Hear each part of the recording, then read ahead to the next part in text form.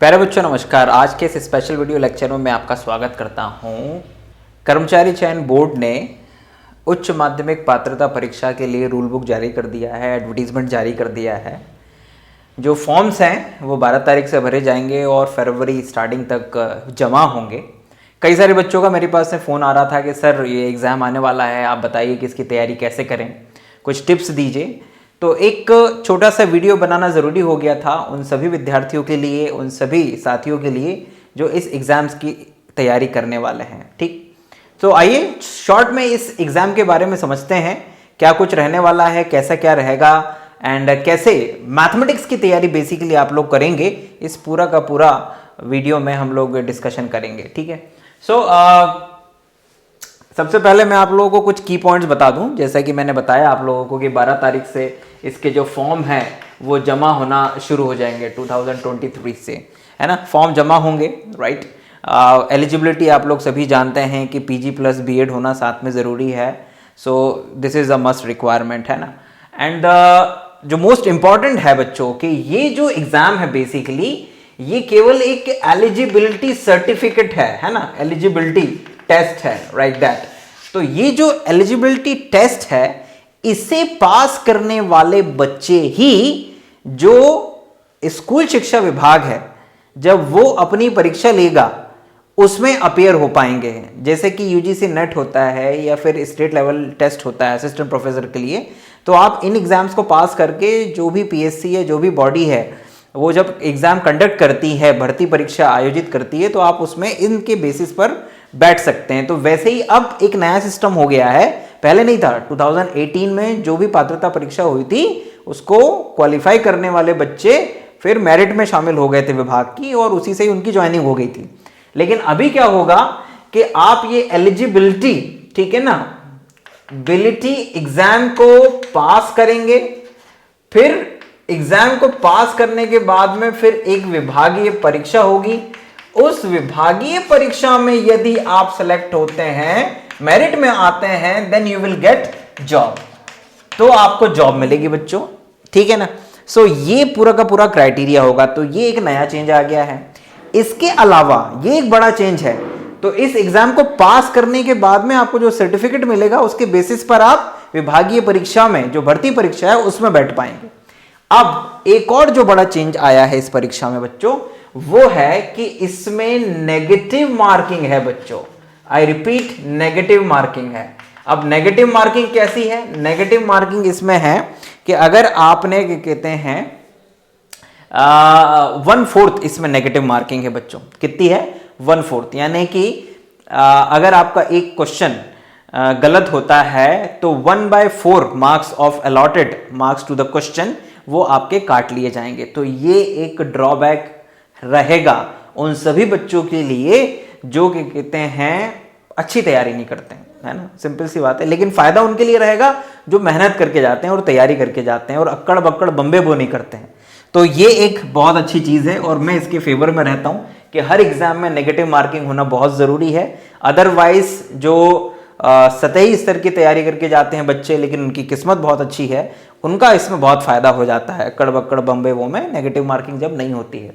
So these are the सम की points बच्चों जो आप लोगों को बताना बहुत ही ज़रूरी था इस एग्ज़ाम के विषय में। और बाकी सब जो पूरा का पूरा एडवर्टीजमेंट है वो आप पीईबी की वेबसाइट पे जाकर ले सकते हैं, रूल बुक में देख सकते हैं बाकी की सारी क्राइटेरियाज। मिनिमम एज 21 ईयर्स है ना, मैक्सिमम एज कितनी होगी, ओबीसी एससी एसटी को कितना वो छूट मिलेगी, लाभ मिलेगा, गेस्ट फैकल्टी को कुछ मिलेगा कि नहीं मिलेगा। यहाँ पे तो मेरे हिसाब से नहीं मिलेगा, अब आपको विभागीय परीक्षा में मिलेगा। तो दीज आर दी सम की पॉइंट्स। इसमें से सबसे इंपॉर्टेंट जो था कि आपको केवल ये एक सर्टिफिकेट यानी कि एलिजिबिलिटी टेस्ट है, इसके बाद विभागीय परीक्षा, डिपार्टमेंटल रिक्रूटमेंट एग्जाम में भी बैठना है और नेगेटिव मार्किंग होगी इसमें, इसका ध्यान रखिएगा। नाउ परीक्षा योजना के ऊपर आ जाते हैं बच्चों। इस एग्जाम में कुछ मिला के आपको 150 प्रश्नों को हल करना है, जिसमें से 30 प्रश्न जो होंगे वो होंगे सामान्य क्वेश्चन, राइट, और 120 क्वेश्चन जो होंगे वो आपके सब्जेक्ट के होंगे, राइट। तो these are the subject question. इन 30 में से 8 क्वेश्चन जो हैं बच्चों वो हिंदी के रहेंगे, 5 क्वेश्चन जो हैं वो इंग्लिश के रहेंगे, ठीक है ना। 7 क्वेश्चन जो हैं वो GS reasoning, aptitude, like that इसके रहेंगे। और 10 क्वेश्चन जो रहेंगे बच्चों वो आपके रहेंगे पेडागॉगी के, है ना, पेडागॉगी के, राइट, पेडागॉगी यानी कि आप कैसे पढ़ाएं बच्चों को, और उससे रिलेटेड कुछ क्वेश्चंस रहेंगे। तो ये कुल मिला के 30 क्वेश्चन, ये Hindi, English, GS, maths, reasoning, 7 question maths, reasoning वगैरह एप्टीट्यूड के, और 10 क्वेश्चन पेडागॉगी के रहेंगे, मतलब शिक्षण शास्त्र से हिंदी में कहते हैं। और 120 क्वेश्चन रहेंगे आपके सब्जेक्ट के, ठीक है ना। तो 120 क्वेश्चन जो सब्जेक्ट के रहेंगे वही एक्चुअल में बेसिक क्राइटेरिया रहेगा, या फिर एक तरह से आपके लिए आधार का काम करेगा। ये बस आपको अंदर या बाहर कर सकते हैं 30 क्वेश्चन, दैट्स ऑल। लेकिन मेन फोकस आपको इस 120 पे ही रखना है। इसका कतई मतलब नहीं है कि इसके ऊपर बिल्कुल लापरवाही करना है, इसकी भी थोड़ा थोड़ा प्रिपरेशन आपको करते रहना है, ठीक। अब मैं आ जाता हूं बच्चों अपने फाइनल सब्जेक्ट के ऊपर, क्योंकि बेसिकली सिंपल सी मैं मैथ्स का टीचर हूं, तो मैथ्स के विषय में ही बता पाऊंगा, बाकी सब्जेक्ट के विषय में नहीं बता पाऊंगा उतना अच्छा। लेकिन फिर भी जो बेसिक जानकारी है वो सभी के लिए थी अभी तक, ये जो 2 पॉइंट्स थे। अब मैथमेटिक्स का अगर आप लोगों ने सिलेबस देखा हो, जो रूल बुक मैंने देखी है, तो उसमें कुल मिलाकर बच्चों उन्होंने क्या कहते हैं 28 यूनिट्स रखी हैं, 28 चैप्टर्स रखे हैं, जिनमें से 15 चैप्टर जो हैं वो 11th प्लस 12th के हैं, और जो 13 चैप्टर हैं बच्चों, राइट, जो 13 चैप्टर हैं वो कुल मिला के बीएससी के चैप्टर्स हैं। बीएससी प्लस एमएससी भी कह सकते हैं आप, है ना, बीएससी प्लस एमएससी, जिसमें से बीएससी ही ज्यादा है उसमें बेसिकली। तो जो बच्चे बीएससी में मैथमेटिक्स पढ़ते हैं, है ना, उनको 13 चैप्टर्स यहां से प्रिपेयर करने हैं, और 11 12 से 15 चैप्टर आप लोगों को लगभग प्रिपेयर करने हैं। तो लगभग 55% जो सिलेबस है वो 11 12 का है, और लगभग 45% जो सिलेबस है वो बीएससी का है। अब बीएस 11 12 में आपको सब कुछ कवर करना है, ऑल, आपको कुछ भी नहीं छोड़ना है ना।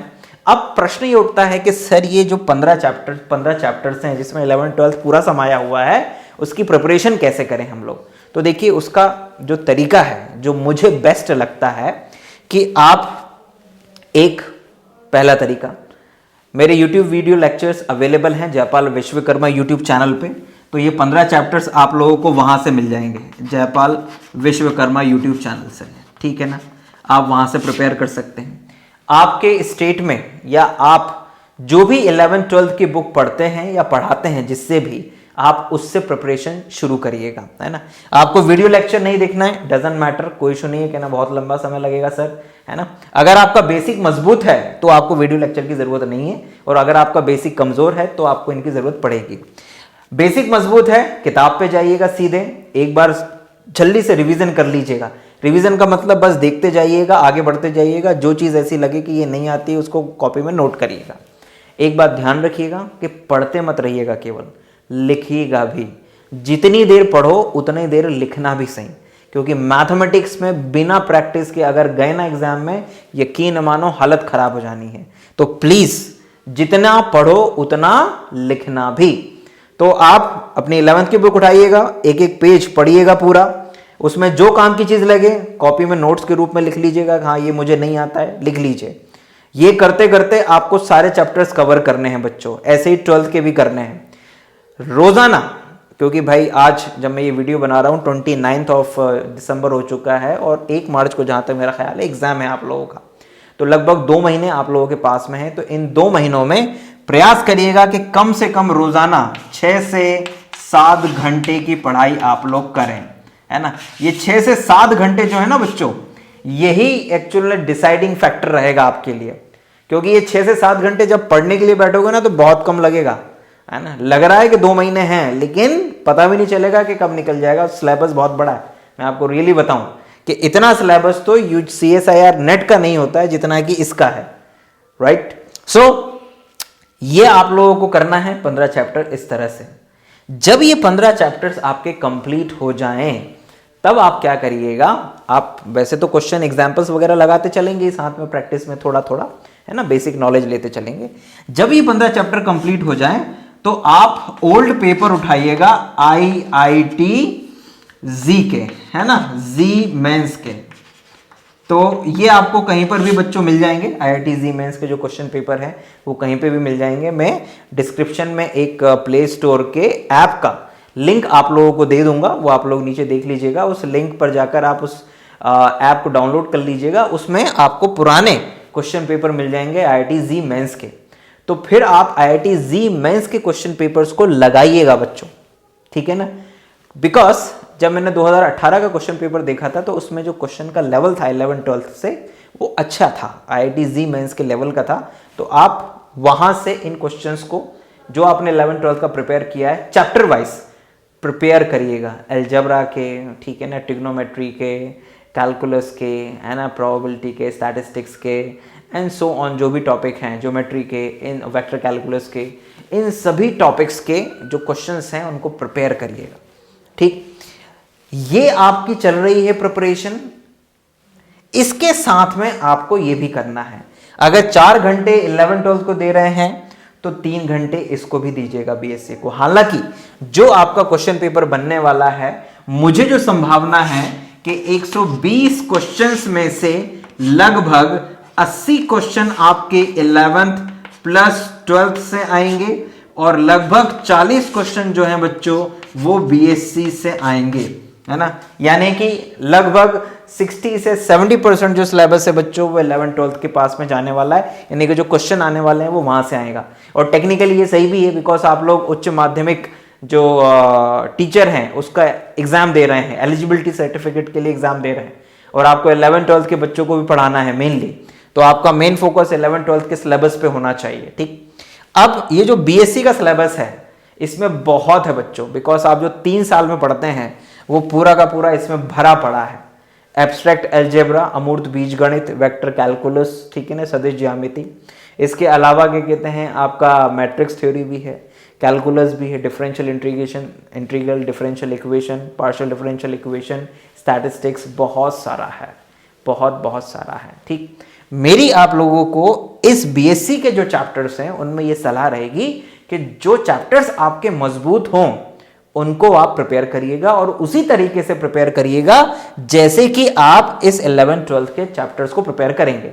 यानी कि फॉर एग्जांपल अगर आप मान लीजिए कि डिफरेंशियल कैलकुलस पढ़ रहे हैं जिसमें सक्सेसिव डिफरेंशिएशन, मैक्लॉरिन टेलर, है ना, क्या कहते हैं आपका वक्रों का अनुरेखण, ये सारी चीज़ें हैं, तो आप उसमें भी एक एक चीज़ पढ़िएगा और जो काम की चीज़ लगे कि हाँ ये की पॉइंट्स हैं, है ना। जैसे कि मैट्रिक्स थ्योरी पढ़ रहे हैं तो आइगन वैल्यू और मैट्रिक्स के डिटरमिनेंट में क्या रिलेशन होता है, ये एक जैसे एक क्वेश्चन बन सकता है, तो इसको नोट करिएगा कि क्या रिलेशन होता है। ट्रेस ऑफ मैट्रिक्स क्या होता है, इसका मैट्रिक्स के डिटरमिनेंट और उसकी फिर आइगन वैल्यूज़ के साथ में क्या रिलेशन होता है। तो ये जो की पॉइंट्स आएंगे ना पढ़ते समय, उनको कॉपी पे नोट करते जाइएगा।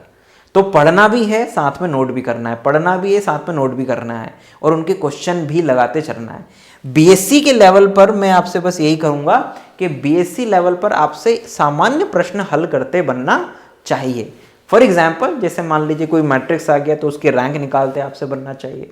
अगर कोई फंक्शन आ गया उसका मैक्लॉरिन से प्रसार करते बनना चाहिए। कोई डबल इंटीग्रेशन का क्वेश्चन आ गया तो वो आपसे बन जाना चाहिए। कोई सिंपल डिफरेंशियल इक्वेशन आ गई विद कांस्टेंट कोफिशिएंट तो CF और PI आपसे निकालते बन जाना चाहिए, ठीक। अगर आपके पास में मान लीजिए वेक्टर का कोई क्वेश्चन आ गया तो ग्रेडियंट आपसे निकालते बन जाना चाहिए, है ना। आपको गॉस और डाइवर्जेंस थ्योरम और स्टोक थ्योरम का जो स्टेटमेंट है वो पता होना चाहिए, एंड सो मेनी थिंग्स। तो BSc के लेवल पर जस्ट बेसिक नॉलेज होना चाहिए टॉपिक का, और सिंपल जैसे आपका यूनिवर्सिटी का पेपर आता है उतना भी अगर आपको करते बनता है तो इट इज ओके, चल जाएगा। लेकिन 11-12 पे थोड़ी सी ज्यादा मेहनत करके जाइएगा बच्चों। सो ये मेरी आप लोगों को सलाह है, टिप्स है। इस प्रोसीजर से अगर पढ़ाई करेंगे तो नो डाउट आप लोगों का एग्जाम जरूर निकल जाएगा, ठीक है। इस वीडियो में जो जानकारी मैंने आपको दी, अगर वो आपको लगता है कि ये पढ़ने में सहायक है और आपके लिए लाभदायक है, तो इसे अपने साथियों के साथ भी शेयर करिएगा ताकि उन्हें भी लाभ मिल सके। क्योंकि यार हर कोई चाहता है कि उसको एक अच्छी नौकरी मिले, और नौकरी के साथ साथ टीचिंग का जो काम है बच्चों वो बहुत ही अच्छा, बहुत ही नोबल और बच्चों का भविष्य बनाने वाला है। और अच्छे टीचर्स की ज़रूरत हमारे देश में हमेशा थी, हमेशा है और हमेशा रहेगी। सो मेरी ओर से आप सभी को शुभकामनाएं जो ये वीडियो लेक्चर देख रहे हैं। अच्छे से मेहनत करिए, कॉन्फिडेंट होकर मेहनत करिए बच्चों। जो मेहनत आप करेंगे वही आपको सिलेक्शन देगी। अननेसेसरी इधर उधर स्टडी मटेरियल, कोई बुक इधर मतलब परेशान मत होइएगा, ठीक है ना। और ये भी मत सोचिएगा कि कोई 2 महीने के अंदर आपको इतना बड़ा सिलेबस प्रिपेयर करके दे देगा। मैं आपके सामने हूं, मैं खुद प्रॉमिस नहीं कर सकता हूं, है ना, कि मैं इस सिलेबस को 2 महीने में खत्म कर सकता हूं। नो, कोई सिलेबस खत्म नहीं कर सकता है, केवल आप खुद बैठ के इस सिलेबस को कंप्लीट कर सकते हैं, राइट। आपके पास सारे संसाधन हैं। मेरा YouTube चैनल है, जयपाल विश्वकर्मा भी है। BSc मैथमेटिक्स के लिए भगवान सिंह विश्वकर्मा YouTube चैनल है। जितनी इनसे मदद ले सकते हैं लीजिए, लेकिन किताबें जरूर पढ़िएगा। 11th 12th पूरी किताब पढ़नी है, BSc की किताबें पढ़नी है, और BSc में उन टॉपिक्स को पहले करिएगा बच्चों जो टॉपिक आप अच्छे से कर सकते हैं। कुछ छूट भी जाए तो परेशान मत होइएगा, लेकिन जो भी पढ़ के जाओ बहुत अच्छा पढ़ के जाना, सिलेक्शन जरूर होगा बच्चों, ठीक है। मैं एक चीज यहां पे बताना भूल गया था बच्चों मुख्य बिंदु में, कि जो SC ST OBC है ना, राइट, उन सब के लिए 50% मार्क्स पासिंग है 150 में से, और जो जनरल अनरिजर्व्ड कैटेगरी के बच्चे हैं उनके लिए 60% यानी कि 90 मार्क्स, है ना, 60% यानी कि 75 मार्क्स, और यहां पर 90 मार्क्स आपको लेकर आना जरूरी होगा इस एलिजिबिलिटी में, ठीक है ना। और फिर उसके बाद में अगर इसके ऊपर वो क्या कहते हैं सिलेक्शन करते हैं, एलिजिबिलिटी इसके ऊपर देते हैं, इन मार्क्स के ऊपर, तो कुछ कह नहीं सकते, लेकिन ये मिनिमम तो आपको लाना ही है अगर आपको एलिजिबिलिटी लेनी है तो बच्चों, right. So this is all in this video lecture. अगर मुझे पास में कुछ और अपडेट आता है बच्चों, एंड मुझे ऐसा लगता है कि बच्चों को और कुछ और इंफॉर्मेशन देनी चाहिए उनकी पढ़ाई से रिलेटेड, तो मैं जरूर बीच में आपसे फिर से मुलाकात करने के लिए आऊंगा। मेरी ओर से आप सभी को शुभकामनाएं, बहुत मेहनत करिए और अपना अच्छा भविष्य बनाइए। Thank you very much. जय हिंद, वंदे मातरम।